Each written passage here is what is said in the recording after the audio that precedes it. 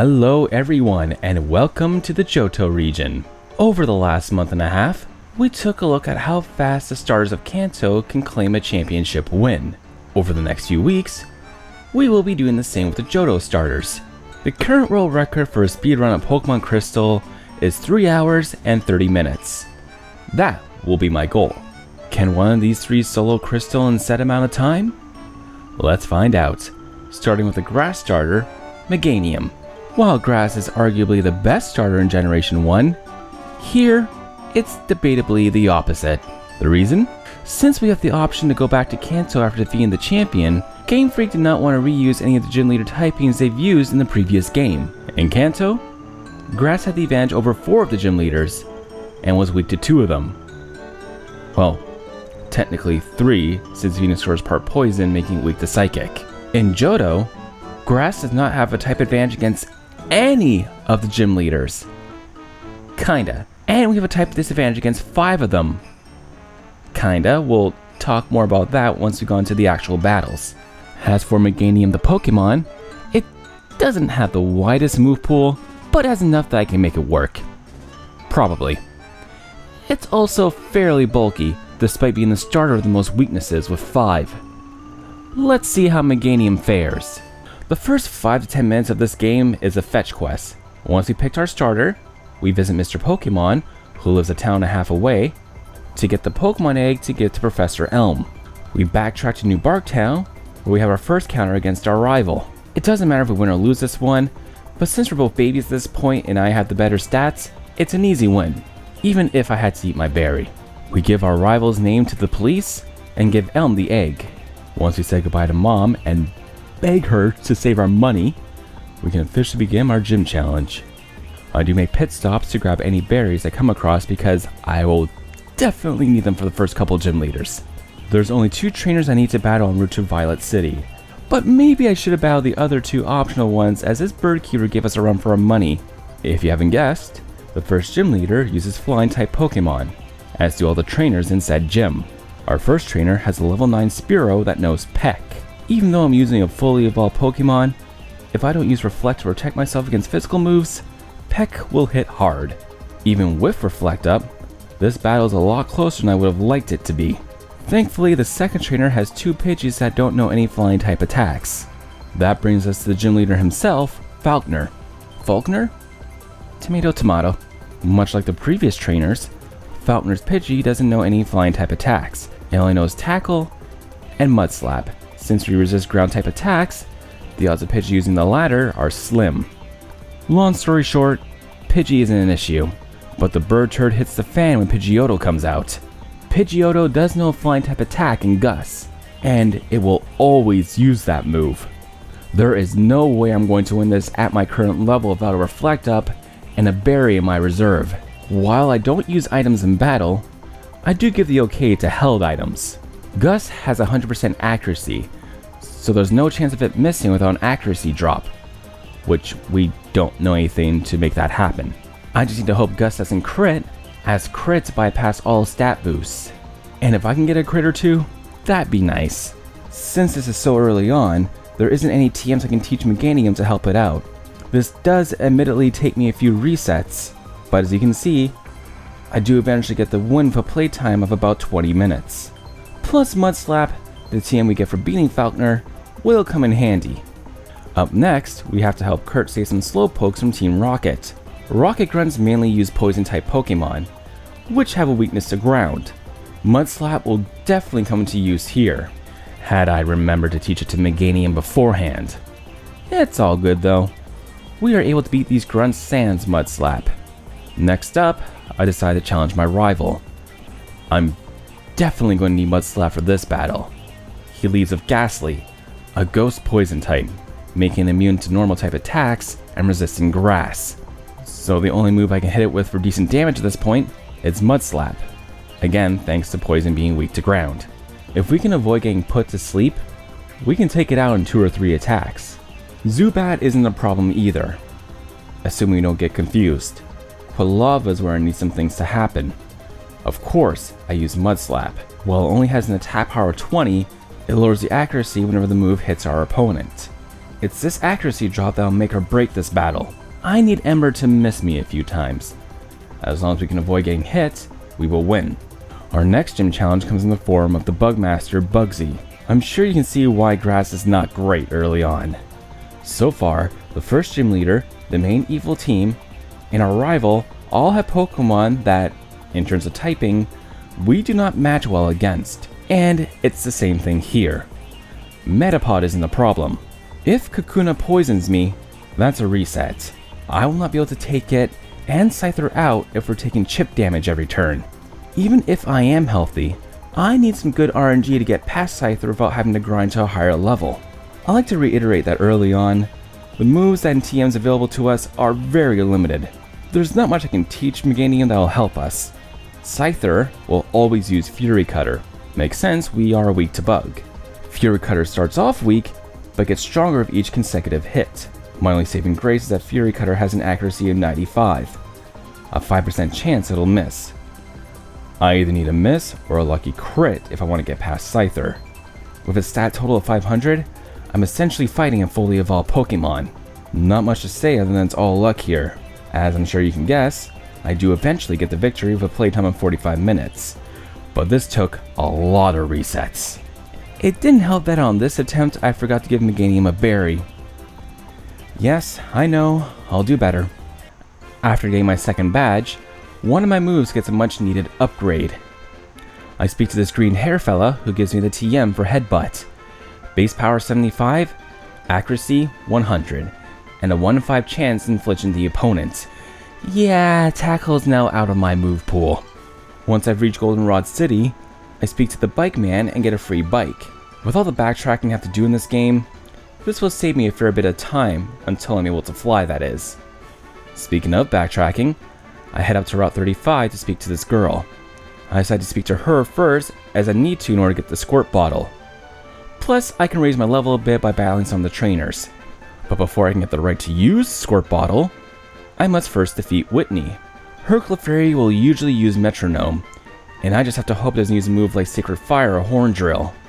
Clefairy is an easy 2-hit KO otherwise. Then we have the infamous Miltank.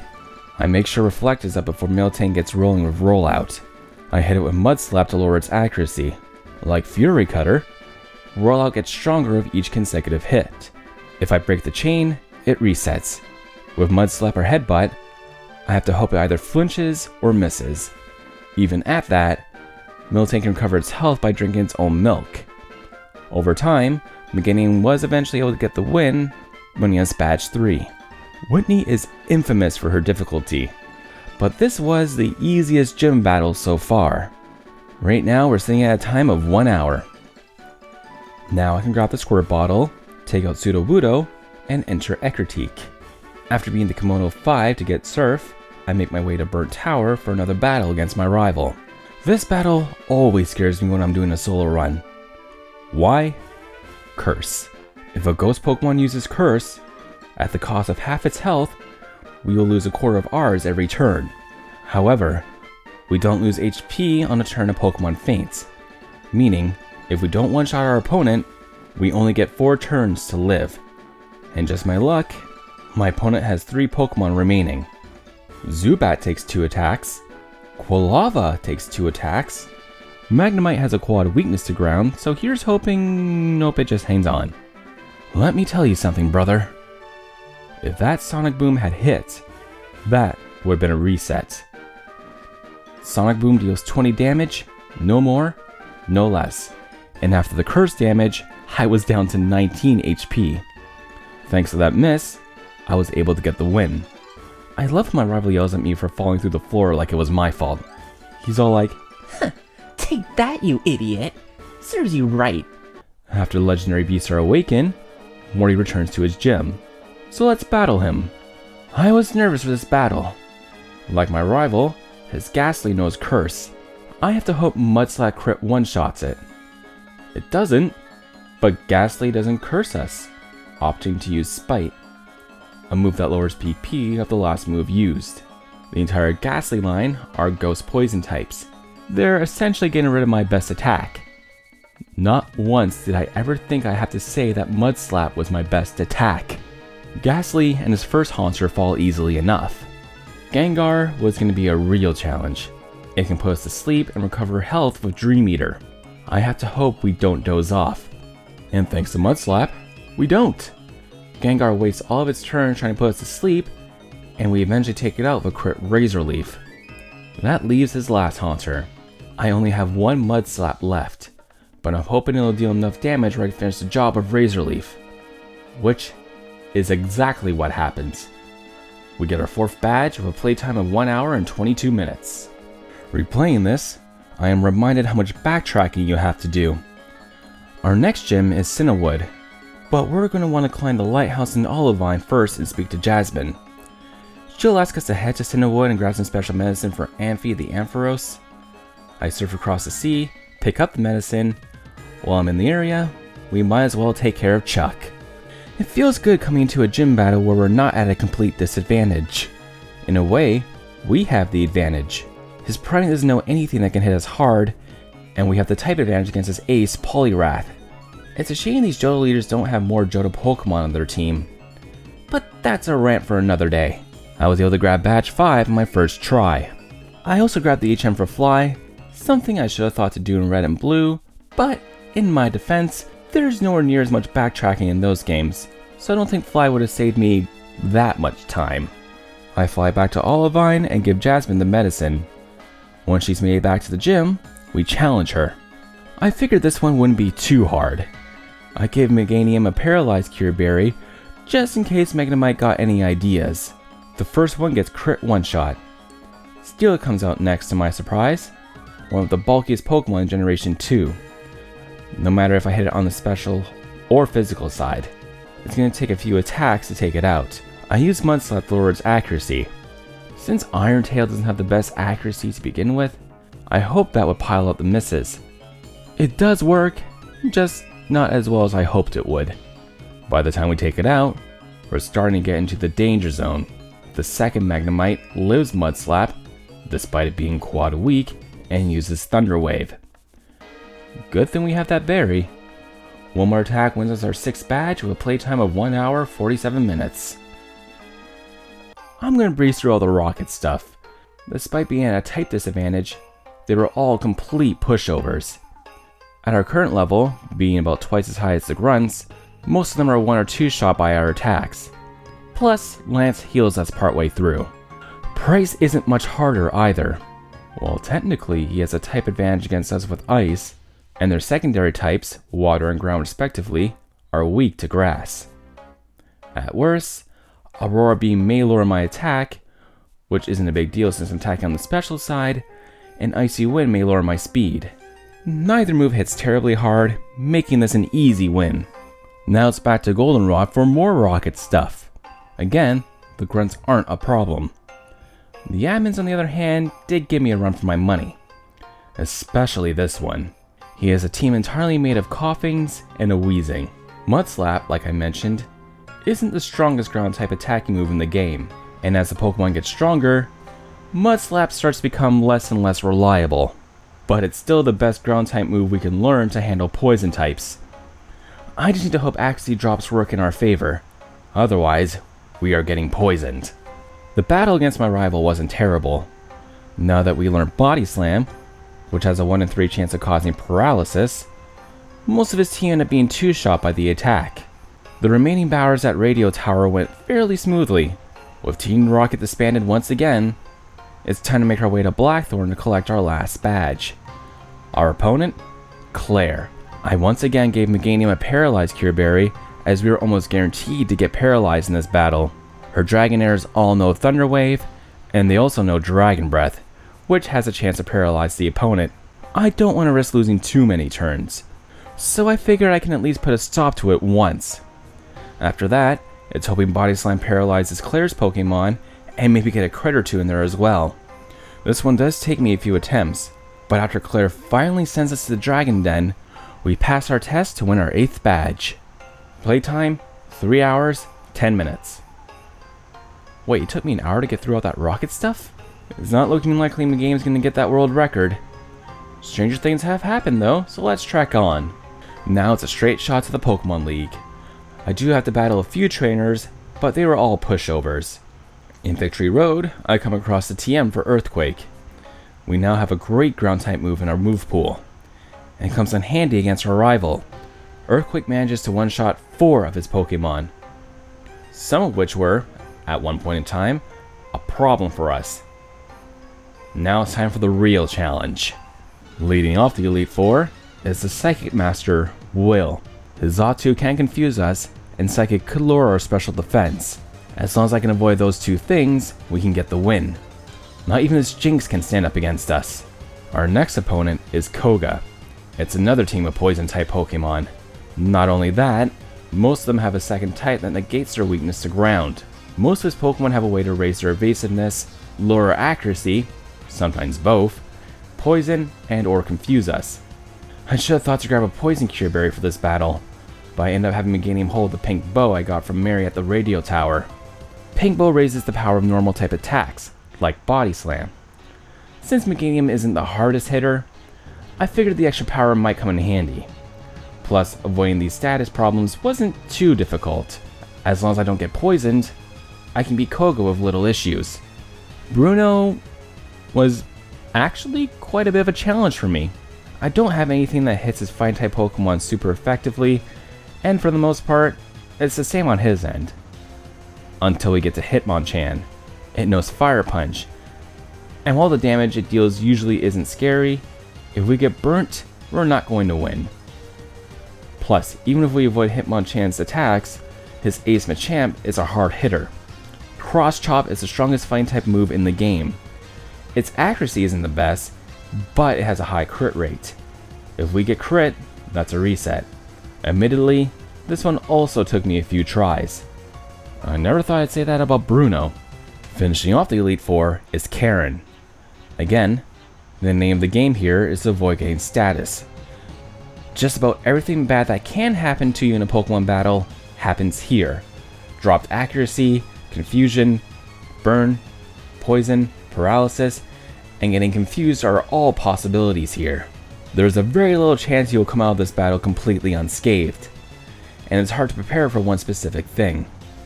You could bring a Paralyzed Cure Berry and wind up burnt, but I'd rather get paralyzed than poisoned or burnt. Especially knowing her Gengar can curse me. We're not the fastest Pokemon, so the speed drop isn't a huge deal. And thanks to our bulk, we can tank a few attacks from everyone except for Houndoom. Like with Bruno, this one also took me a few tries. The only Pokemon I was able to one-shot without a crit was Gengar and Houndoom. And I only won this battle because I got a crit Body Slam on Murkrow. If I hadn't, I would have fallen to curse damage. That brings us to our final challenge in Johto, Lance. This is gonna be a war. All of his Pokemon are flying types, meaning Earthquake is useless in this battle. 4 of his Pokemon resist grass type attacks, so we're gonna have to rely on Body Slam for the most part. Since we only have one reliable attacking move, it should come as no surprise we need some things to happen at certain times to come out with a victory. I'm going to need Body Slam to paralyze some of his Pokemon. That is the most obvious one. I'm gonna need every free turn I can get. Gyarados falls into attacks. All of his Dragonites will take 3 or 4 attacks to finish off without a crit. 4 of his Pokemon can hit me for super effective damage, with some of the best moves in the game. But it's the middle portion of the match I need to play out a certain way to have a chance. I need Razor Leaf to crit Aerodactyl. Otherwise, it'll be a 3-hit KO, and 2 wing attacks will bring it down to half, which makes it less likely for us to take a Flamethrower from Charizard. Speaking of, I need Body Slam to crit one-shot it, or hope Body Slam paralyzes it and Charizard loses a turn. If I take an attack from Charizard, I won't be able to take out his last 2 Dragonites. I do know Light Screen, but I save it for when his strongest Dragonite comes out. If I have a Light Screen up already, it'll use Hyper Beam most of the time, but if I don't, it will most likely use either Fire Blast or Outrage. I prefer the latter, as it's going to be stuck with that move for the next 2 to 3 turns. And it causes confusion when it's done. I also need to hope Lance doesn't use a full restore on Dragonite, which he will pop if it goes under a certain amount of health. Since all attacks do a range, I'm praying one of my attacks will be on the lower end, as 3 low rolls will take out his level 50 Dragonite. Then, it's a matter of outlasting his final Dragonite. If it uses Hyper Beam, it will be close, but if it doesn't take us out, we can finally get the victory. This was the hardest battle by far. The amount of luck required to defeat Lance is borderline insane, but it is possible, and we become the new Pokemon League champion with a time of 3 hours and 50 minutes. Yeah, that whole world record thing is not happening this time, especially since we're only about halfway done. Before I started this, I asked you guys if you want me to go to Red, and most of you said, yeah, do it. Now it's off to Kanto to collect the remaining 8 badges. This one should go much faster, as there isn't a lot of story stuff to take care of. The only thing I need to do is a little fetch quest to restore power to the power plant. If I don't do that, I won't be able to challenge Misty. Besides that, it'll be gym battle after gym battle. First, I pick up the leftovers in Celadon. This will most likely be my held item for the remainder of the game. I'm not going to talk about these upcoming gym battles because 7 of the gym leaders are weaker than Lance and don't even have full teams of 6. At my current level, I was able to just about one-shot everything that stood in my way. The only battle that's worth talking about a bit is the battle against the final gym leader, Blue. Honestly, I thought this battle would be much harder than it wound up being. We fared pretty well against this team overall. It's its lead that causes the most issues. Pidgeot's wing attack doesn't deal that much damage to us, and it helps that leftovers recover some of that damage. My big concern was Mirror Move. The only move I had that would hit Pidgeot for neutral damage was Body Slam. According to the move's description, it has a 1 in 3 chance of paralyzing the opponent, meaning we have a chance to get paralyzed now. It isn't a big deal most of the time, but as Arcanine, whom we usually outspeed, will outspeed us and hit hard with Flamethrower. A crit from that will one-shot, and if I don't have a light screen up, it will deal serious damage. As long as I can avoid paralysis, we can easily defeat Blue. We've been at a slightly higher level against most of our opponents. This will not be the case against Red.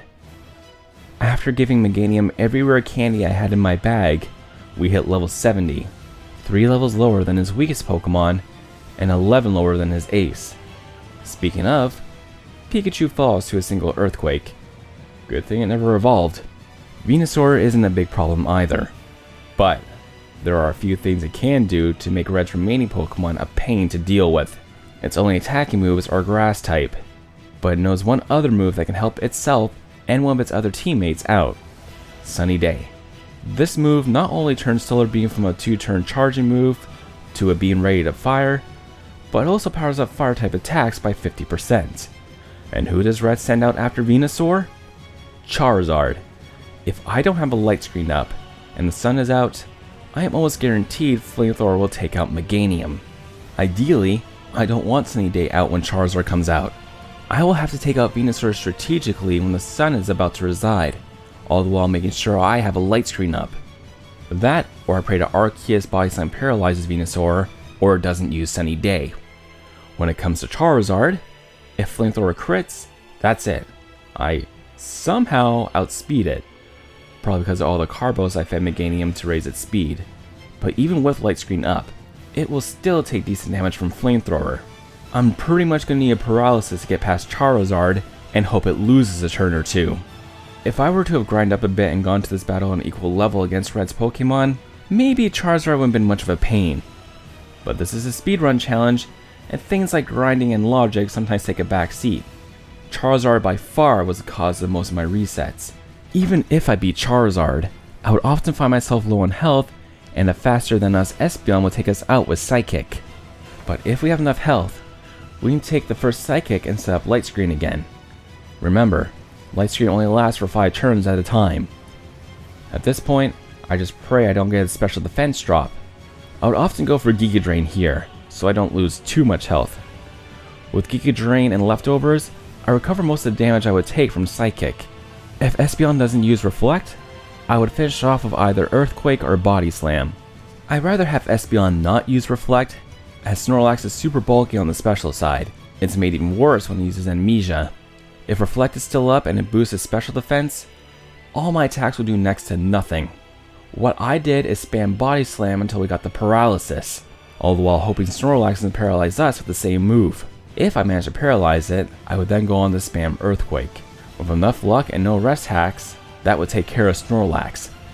That leaves Blastoise. Giga Drain isn't a one-shot, but it does enough where we can recover a fair bit of health, which is good because it knows Blizzard. It either has to miss, or hope I have enough HP to where I can take the move. Here, we just hang on, and a high roll Giga Drain takes out Blastoise. That's it. I have just beaten Pokemon Crystal only using Meganium. Final time, 5 hours, 8 minutes. Okay, so it's no world record, but to be fair, Meganium has a lot working against it.